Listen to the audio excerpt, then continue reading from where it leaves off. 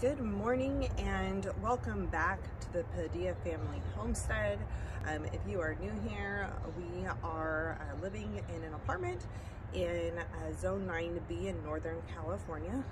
We do have a 3 GreenStalk tower gardens. We grow some stuff inside, and then we are using this time as our classroom. Now this is a recap video of everything that we did with a shopping trip to a U-Pick farm. So if you haven't watched the 370 pounds of food for $148, make sure you go back and watch that. So I think it'll be up here. Also, I'll put it down in the description. Okay, so if you've watched that, you kind of saw what we got, and I promised you guys a recap video of kind of what we did with it. It was a long, crazy, like week and a half of processing all of that food. We do have most of it done. We've been eating off of it.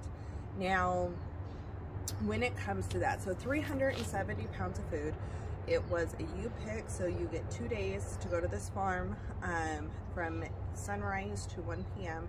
pick, and it's 40 cents a pound. Now with that, it is basically second pickings. They've already picked their stuff for their farm stand, and you get to go through and you get to go pick in the fields yourself. Some of the stuff like the corn and the melons and some of the squash are in buckets already lined up for you. The corn you can take off the actual stalks, but they're in a big old table thing, bucket thing, and you get to go through, take it off the stalks, and decide which ones you're going to take. That is, you're going to run into caterpillars, you're going to run all the things that you're going to run into in a field. So it is nice though that you're not actually going through a cornfield. You get to pull it off the stalk there. So what I'm going to do is I'm going to go ahead, and as I'm telling you guys kind of what we did with the food, I will pop in pictures or some little video clips and let you see what that is. Because of the craziness and the different hours and all the stuff going on with it, I didn't take a whole lot of video. I did take some, but I will pop in clips as I'm talking about it here. So I wanted to make sure I had time to recap with you all the things. So first things first, the winter squash. It's the easiest thing that we got. We got acorn squash, we got butternut squash, and acorn, butternut, spaghetti squash, my daughter's favorite. And then we got this humongous squash, like it was huge. That was almost too much squash in a squash, but it was really good. We ate the big one. Well, we preserved the big one, cut it into half, and then each half into halves, and we made soup out of a quarter of it. We froze, roasted and froze half of it, and then the other quarter a couple days later we roasted and used that. So that one we ate. Most of the other ones are we wiped everything down with a slightly damp towel and then a dry one afterwards, laid them out to dry, checked everything, make sure nothing had damage, and then those are in our pantry, and we are slowly eating off of those. My daughter loves spaghetti squash, so when we make acorn squash, she hates acorn squash and butternut squash. So my husband and I will make an acorn squash and eat it, and then she gets the spaghetti squash and she'll eat the part of spaghetti squash for dinner, and then within the next day or two she'll eat part of it for a lunch after school. So that is kind of what we did with the winter squash. That was one of the easiest things to process. Okay, so in there we also got watermelon. Watermelon we just ate fresh. We didn't preserve that in any way. I was thinking about dehydrating it. One of them was kind of pinker, and then the other one was like super ripe. So I decided it was the last watermelons we were going to get for the summer, and so we went ahead and we just ate those, and we loved them. They were seeded. I like seedless better. However, they were sweet and delicious. The corn, though, this one I have really fun videos of. So we had just about 100 ears of corn, and we wanted to make sure we had enough to last us for a while. So what we did is I didn't bring them. So what we did was we husked them at the farm, which means you have to process them quite a bit, like really fast. So we husked them. They were ready for us to rock and roll. That was one of the first things we processed. We laid out our tables outside and used the hose. I have an RV filter on our hose, and on that RV filter, it makes it basically drinking water. It takes out the chlorine and all that stuff. So that's what I water my plants with. But I like it because when I'm doing a lot of stuff out here food prep wise, because I live in an apartment, I can wash everything off with it. So we washed it all off, we blanched it, put it in an ice bath, and then some of it we froze whole or in half cobs, and then the rest of it we used a fun new contraption. So I'm gonna pop in some videos right here, and we'll be back here in a second. Okay, so we're breaking out the power tools. Emily, you excited? Yep. I feel like I kind of want to spray it. You wanted to spray it? You want to waste a corn cob? Yep. Is it because I'm squeezing too hard? All right, so we had to cut off the end.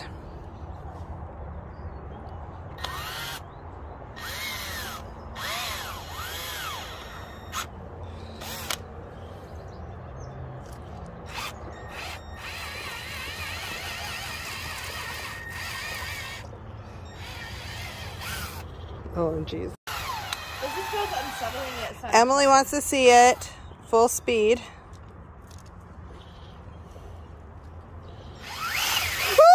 Okay, stop. Em wants to try. And into the bowl, Em. Slow.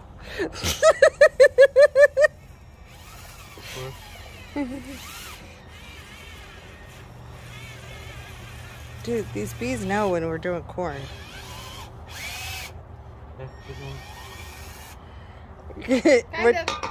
You like that? Oh, it wasn't that fun. Okay.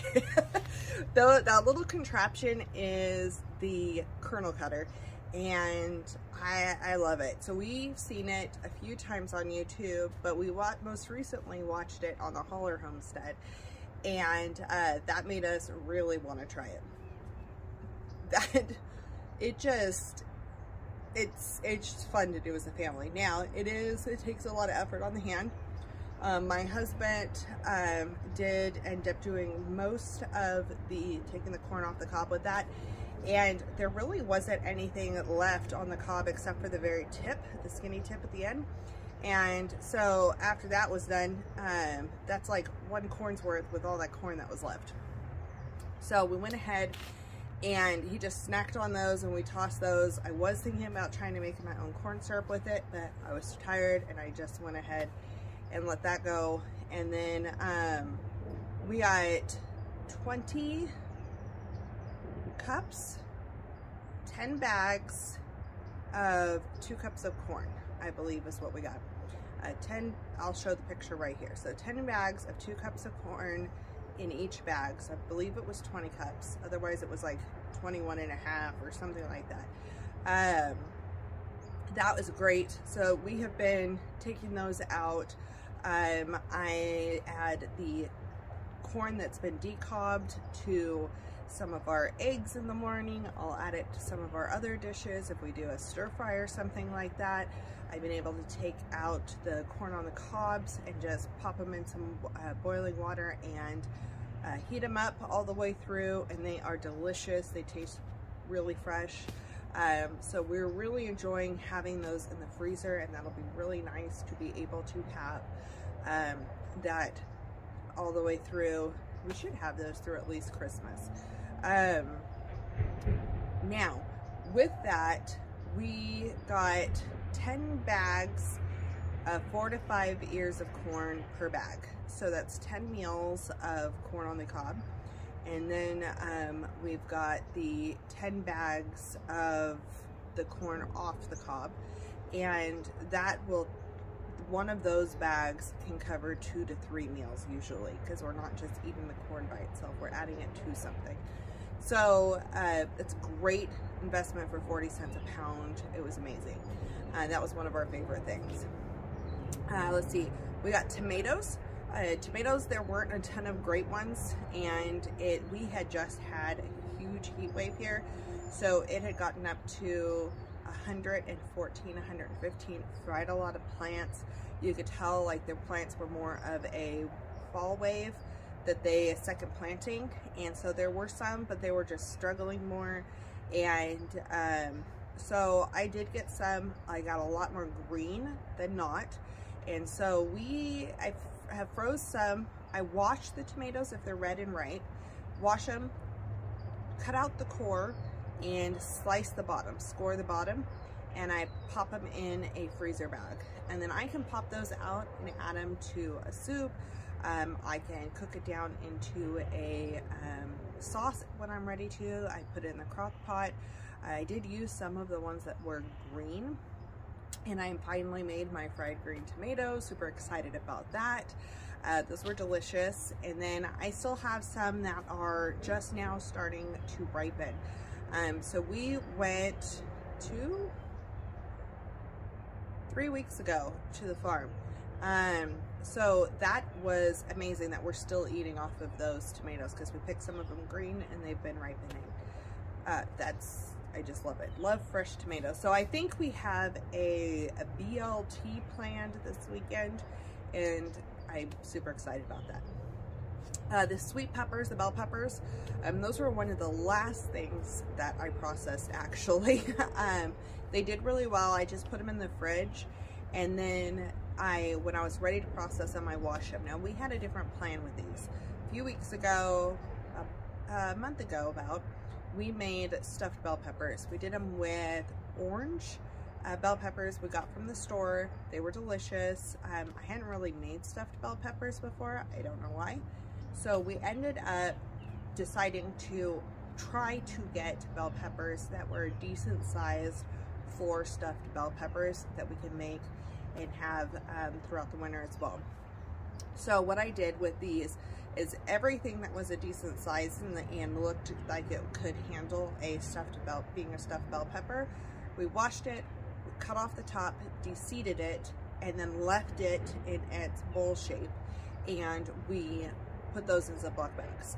And so if it's just my husband and I, we could just take out 2 out of there and do it. If it's my daughter, she's here, then we can take out 3. We have company, multiple. So we have probably about 15 bell peppers that are ready to go to be stuffed. I did not freeze them stuffed, I just froze them as a bell pepper. So I think that's gonna be great. We haven't used them as a stuffed bell pepper yet. We will be doing that. Today is Tuesday. We'll be doing that Thursday, actually. It's what's on our meal plan for this week. My daughter's super excited about that. So that is what we'll be doing with those. Some of the bell peppers weren't great, and some of them had, because they'd gone a little longer, parts of it had started to get soft. So anything that I couldn't use for the stuffed bell peppers, I went ahead and I washed and I sliced and diced them and put those in quart-size bags and put that away. And I could add that to meals as I need to. I can add them to soup, I can add them to sautés, stir fries, whatever. You can use them for anything. So I like to have some in the freezer, and I like to have my dehydrated ones. Okay, so the next item on the list would be our hot peppers. And the hot peppers, we did eat some fresh. Well, I didn't eat them fresh. I don't do hot peppers. But we did wash them, and when I was cooking eggs or whatever in the morning for my husband, I would just poke holes in a couple and put them on the cast iron and let them blister a little bit, and he would have those with breakfast or with a meal. But we did wash a bunch of them, and then he sliced them for me. I am a wuss when it comes to hot peppers. So he sliced those for me, and then we put them in a jar, and we are still currently fermenting them. It has been, they have been fermenting for about 2 weeks, and I think we're gonna let them go another week and a half, and then we're going to turn those into a hot sauce. So this is the first time we're fermenting peppers, and this is also the first time we're making a hot sauce. So that is still to come, but that was the plan for those. I was really hoping we'd get something besides jalapenos, but it is what it is. We got jalapenos. There was one other yellow pepper. We're not sure what kind of pepper it was, but we did add that to it. And I did green and red jalapenos. And then our big pumpkins are out here for decoration. And then those are really carving pumpkins. They're not really puree pumpkins, but if they're still in good shape, we are not going to carve them and have them outside for decoration carved, because here it still gets pretty warm. We're 70s, we're in the daytime right now, but like last week we had a couple 90-degree days. So you never know, the pumpkins will rot really fast if we carve them. So what we're gonna do is we're leaving them outside for now, and if they are still doing good, we're not sure if they cured completely, because these ones were not in the buckets, they were still in the fields. They were already cut, but they were still in the fields. And so I'm just not sure how long they were cured for. And we are, as long as they look good, what we're gonna do on Halloween, because I mean, my daughter's 17, we don't do a lot for Halloween. We actually really don't celebrate Halloween that much. When she was little, we did go trick-or-treating and things like that, but we like fall, we like pumpkin spice, we like all of that stuff. So you can still use these pumpkins for cooking. They're just have way more water in them. So what we're gonna do is we are going to carve them, cut the top out and carve it, and then roast them carved. That way it like kind of melts down and cooks down, and you got like this weird face. And we're going to have a competition and see who melts down to the, I don't know what the categories are going to be. We'll probably have scariest, or still stays in its most realistic, or whatever. We're going to try to roast it whole, carved, and everything out, the guts all out of it. And then we'll make roasted pumpkin seeds from the actual seeds. And so we'll see. It's something fun, something different. It's a different take on carving. And then we can still use the pumpkin itself and kind of strain it out if we want to. I'm thinking about making a pumpkin powder, dehydrating the roasted pumpkin, and making a pumpkin powder to add to drinks or baking or whatever. So that's the plan for those 3 large ones, as long as they don't rot outside. So we'll see. And then I'm worried about one of the stems. I'm worried about one of the stems. It kind of looks like there might be some rot in the middle of the stem, so I don't know. We'll see. It's worth the gamble and the fun and the experience of it. The eggplant we used a few of. We ended up not using all of the eggplant. Some of them really wrinkled like within a couple of days. I think I'm not super familiar with eggplant, so I think some of them had sun damage or something on it, And so the eggplant was not a great success. We're just cutting our losses with that. Now, one thing I did not show in the video was the summer squash. It was sitting on the chair and I forgot to put it on that pile on the table. But I had a huge bag of summer squash that we ended up getting from the farm as well. It was primarily zucchini, and I did get some really big zucchinis on purpose. The smaller ones were pretty wrinkly and heat damaged, but the big ones, it looked really good. I did get a few of the smaller ones, just not a ton. And what we did with those is the small ones, my daughter sliced. It was on the grater, but she sliced them on there and made these little tiny little zucchini chips. And then I dipped them in ranch powder and we dehydrated them and made ranch chips. Sorry, not ranch chips, zucchini chips. And I will have to say this was the first time we'd ever done this. I did not blanch the zucchini. She sliced them and then we put them in the ranch, put them in the dehydrator until they were crisp. This was a first, and I really like them. My husband is like, he's cool that he likes them. They're not like, oh my gosh, let me snack on those. But if I were to give those to him as a snack, he would be totally fine. My daughter does not like zucchini. Literally the only squash she will eat is spaghetti squash. I don't fight it because she loves Brussels sprouts. She loves all kinds of other vegetables. So we've tried them every way, including this way because it was new and she loves ranch, but still no go.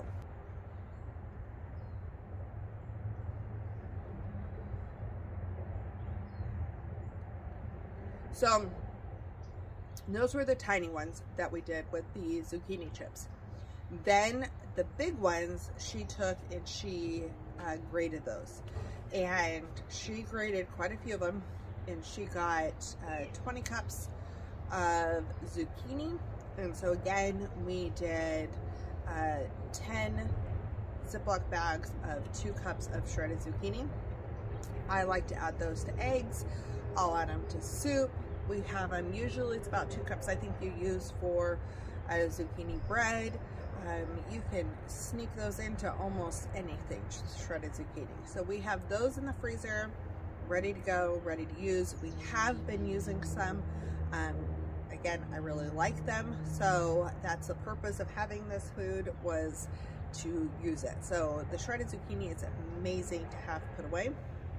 So she did an amazing job shredding those up and preserving those for us. Plus, of course, we ate some in stir fries and things like that over the last couple of weeks.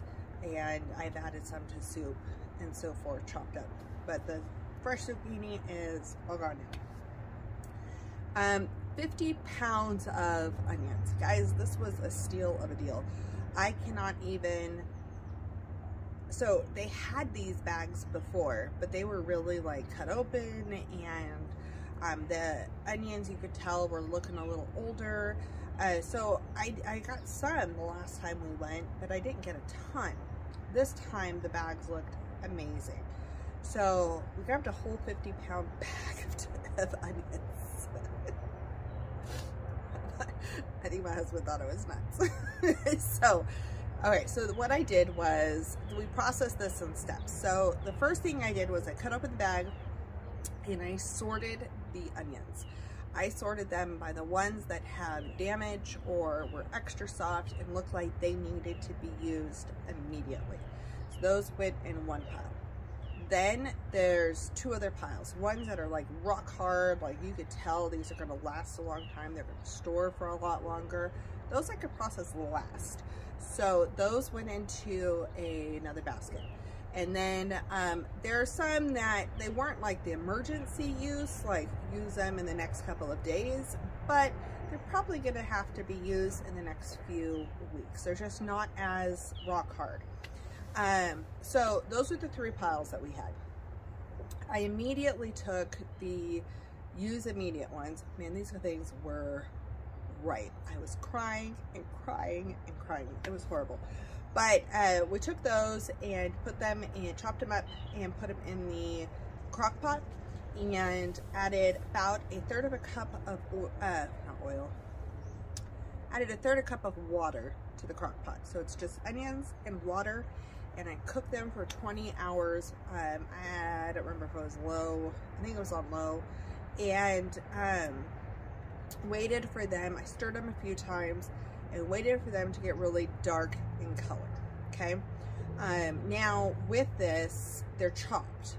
So I was doing this purposely to take those caramelized sweet onions and dehydrate them. Now the first time I dehydrate them on this batch was I put on the bottom, I put parchment on the bottom rack, and then the other racks I just put them onto the mesh.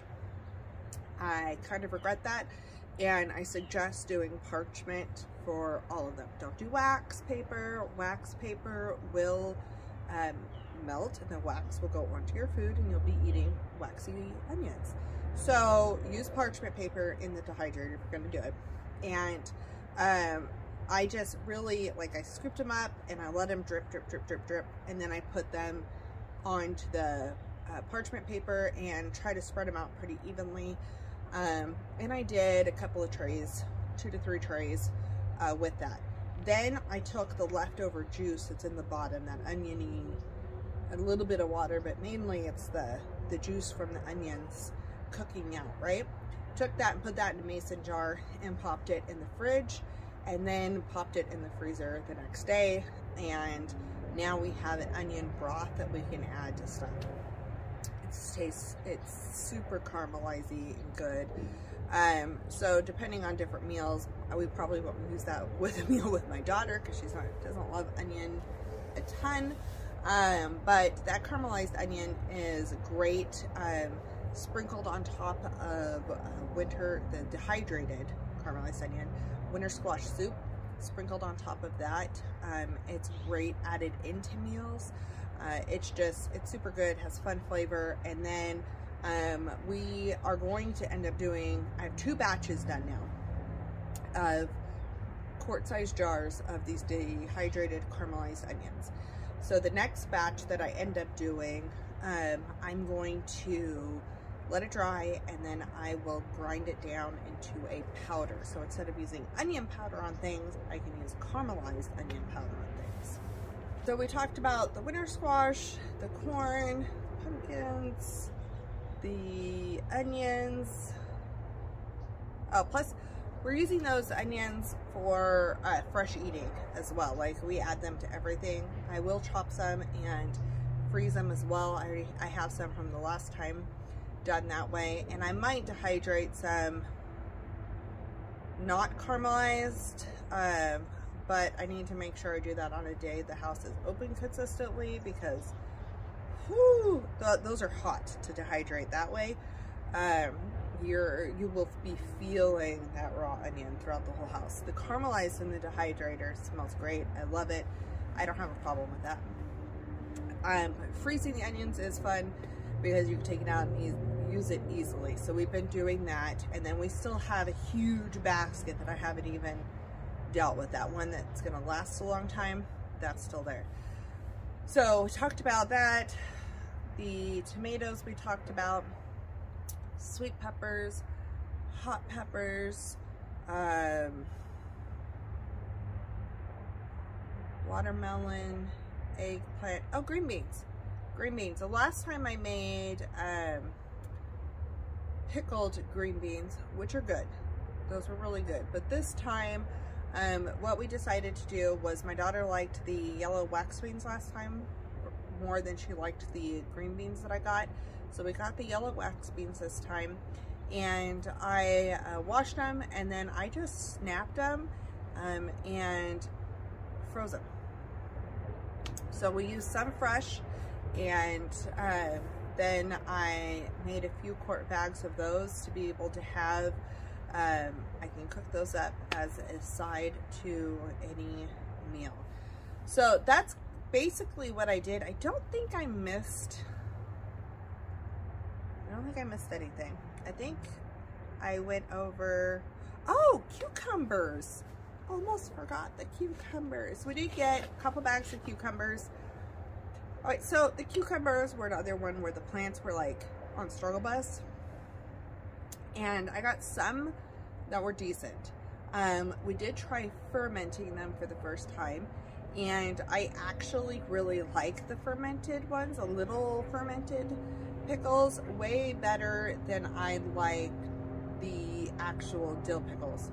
So in the future, we will be fermenting little pickles way more. Now, big cucumbers, they were like really fat and really seedy, really like, those didn't hold up as well. We did ferment some of those, and I did pickle some. They're okay.